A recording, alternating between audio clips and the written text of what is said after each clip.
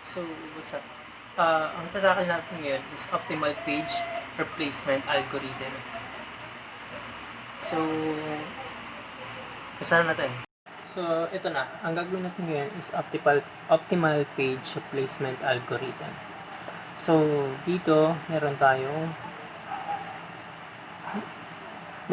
given na 5, 6, 8, 10, 7, 6, 9, 5, and 7, and 8.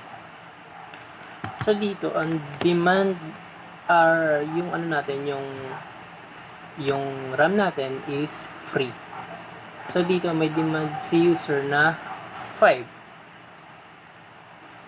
sa page 5.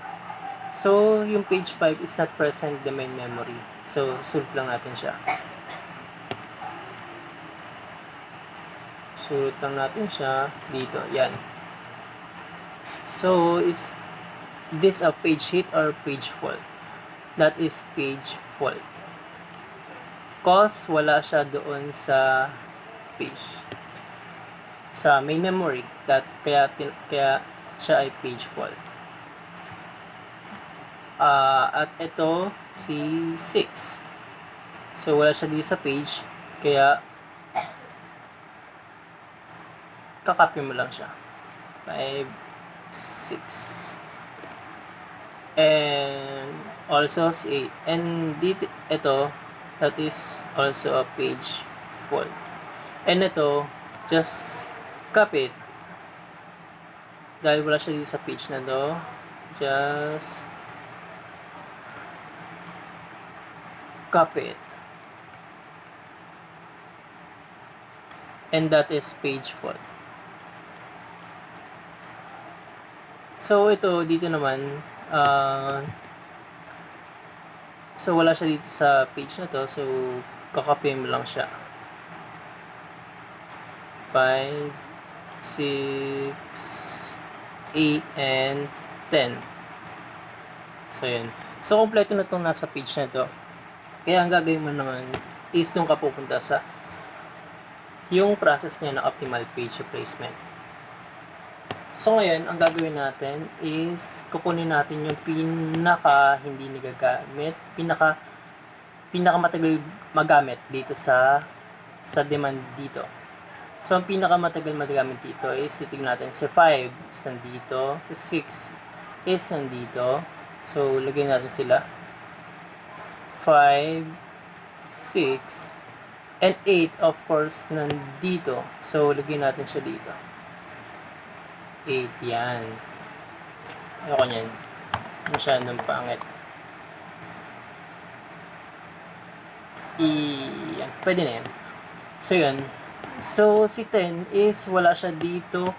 Kaya siya yung i-replace mo.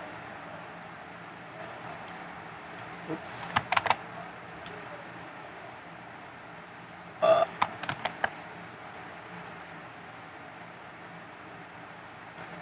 Yan. So, ang re-replace mo sa kanya is si 7. And I forgot, this is also a page fault. And dito, sa page na to is, this is the page hit. Bakit? Kasi, wala. That is also a page fault. I'm sorry. Yan. So, dito sa page na to is, andito yung demand. So, andito 6 sa page na to. So, that is a hit. Yan. 8 and 7. So, that is a hit.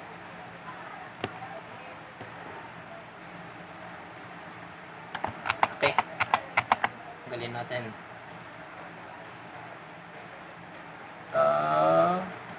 Yan. That is a hit. And dito sa page na to is wala dito si 9. So, ano yung pinaka matagal nyo magamit? Ayun yung i-replace natin. So, So, si 5 is andito. Si 7 andito. Si 8 andito. Si 6 wala. So, ito yung 6. Siya yung i-replace natin. Si 6 wala dito sa demand. So, ito yung i-replace natin. Yan. So, just write it yung old. Tapos yung 9, ayun yung i-replace mo dun sa 6. Tapos yung 8 and 7. Yun. And this is a page fault. Nangalay na ako. So, dito, sa page na to, nandito si 5. So, katulad ng ginawa natin dito, sa page sheet, just copy it. 5, 9, 8, and 7. That is a page sheet. That is a page sheet. And dito sa 7, dito sa page na to, andito sa 7. So, katulad ng ginawa natin dito, gagawin din natin siya dito. Just copy it. 5, 9, 8, 7. And this is also a hit.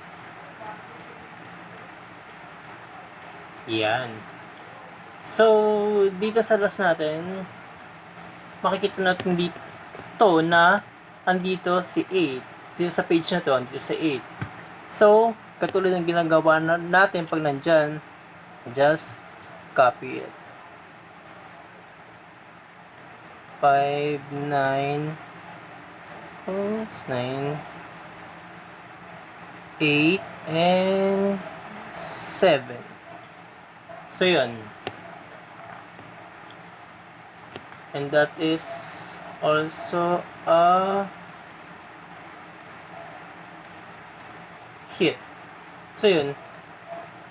In this way, makikita natin kung ilan yung page fault and page hit. So, ang page hit natin is 1, 2, 3, 4. Gamitin natin ng ibang kulay. Yan. So, dito, sa page sheet natin is meron tayong 4 and so, dilaw. And sa page fault natin, meron tayong hindi kita. Yun eh. Naghahanap and yun ang dami-dami. Yan. Meron tayong 6. Pangit. Ayan. Pangit ulit isa pa. Yun. So, yun. So, ganun gawin yung natin, yung optimal page replacement.